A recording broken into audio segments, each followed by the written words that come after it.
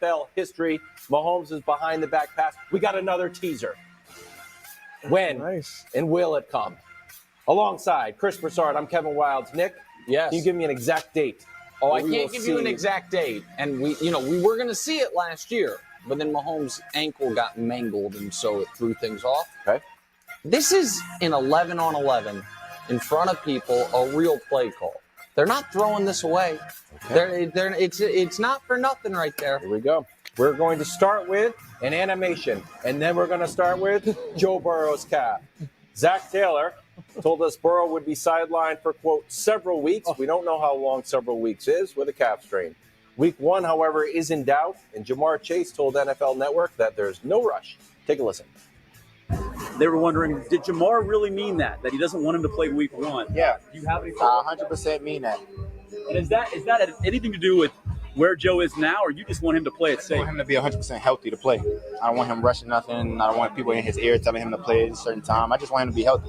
And that's not me telling him to play that certain game. It's just, that's me saying be healthy when you're back 100% healthy. Okay. You agree with that?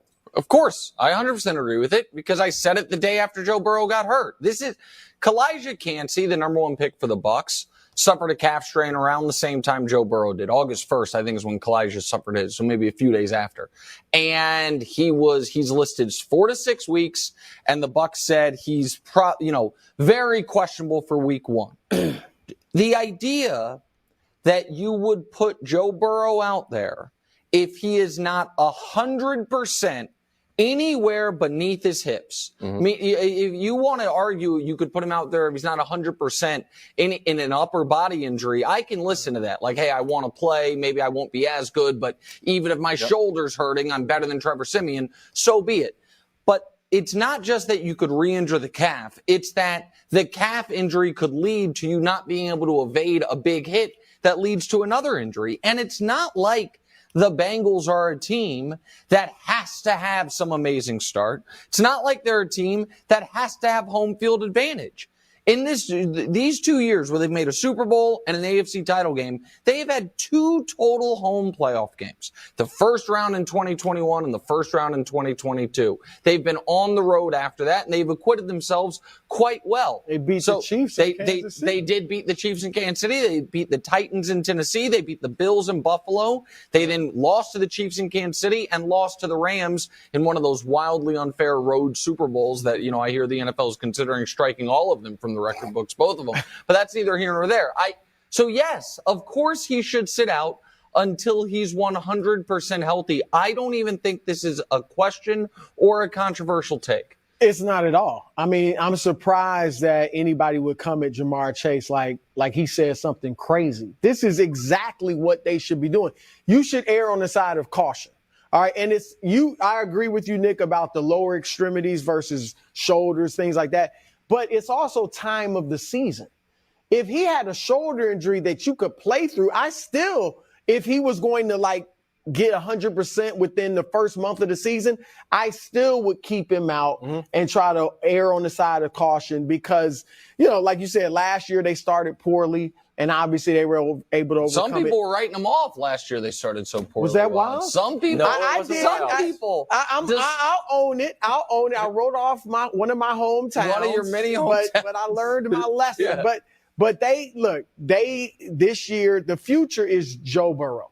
As good as Jamarr Chase is, as good as T. Higgins, Joe Mixon, their future of their franchise is Joe Burrow. So you don't only err on the side of caution for the present, but for the future as well. No matter how long it takes, you let him get 100%. Okay. So I guess the better question would have been 85%, or we would have to pick a number below. No, it's 100. Wait. Yeah. If he is 100, I guess so. Because 95%. No, then sit.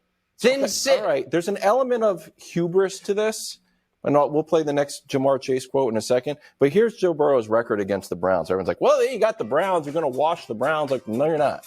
Joe Burrow is 1-4 against the Browns. So you got the Browns to start, and you're probably going to lose against the Browns. So here's Jamarr Chase on when he wants to see Burrow back.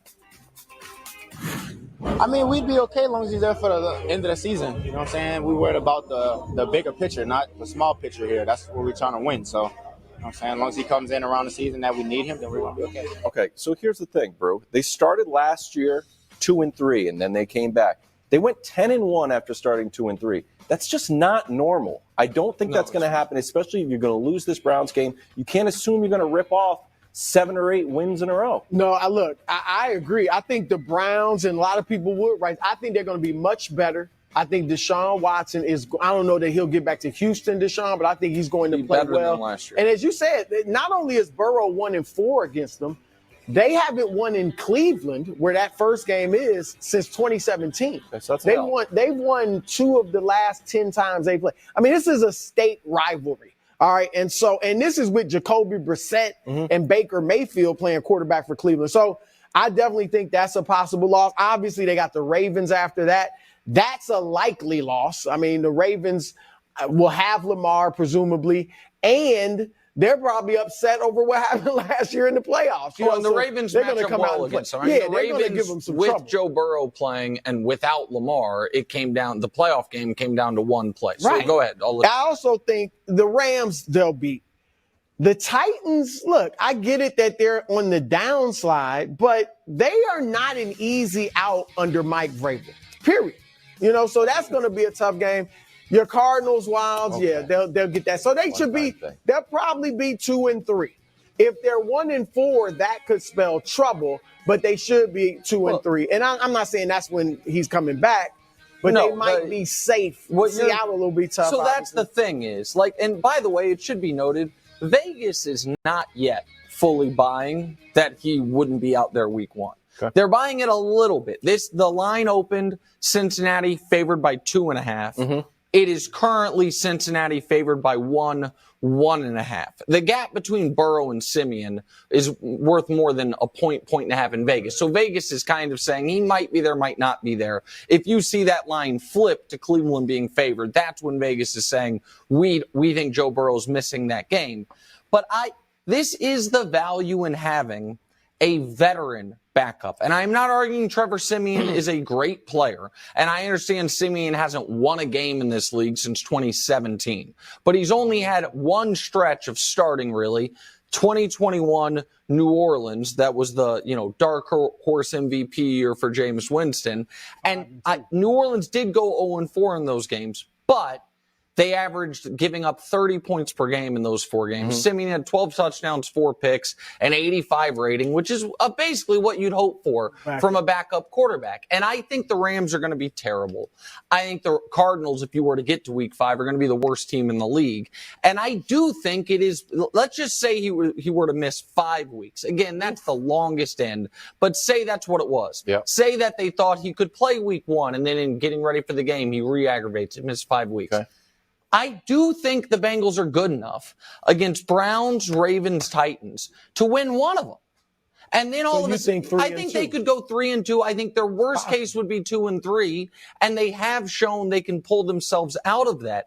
What they can't pull themselves out of is Joe Burrow getting injured in week 1 and having to miss 2 months. Oh, yeah. That's what they can't. And the other part of it, and we don't like, and I shouldn't say we don't like, but it almost feels ominous to talk about this type of stuff. But Burrow is also, injuries to him are different than a lot of other starting quarterbacks because he has already in his NFL career suffered a massive lower body injury. Mm-hmm. And so you have to be extra preventative. Not that would lead to another one, but that if he were to suffer another one, what that does to him. You don't want guys having multiple surgeries, things like that. So I just would be extra cautious with Burrow, is given the schedule, given the history, and one could even argue the point about him struggling oddly against the Browns, a team he has 5 interceptions against, hasn't played well. Oh, let him sit. Is almost another reason. Let him sit out. He struggles against this team anyway, and see if he can be fully healthy for that Ravens game the week after.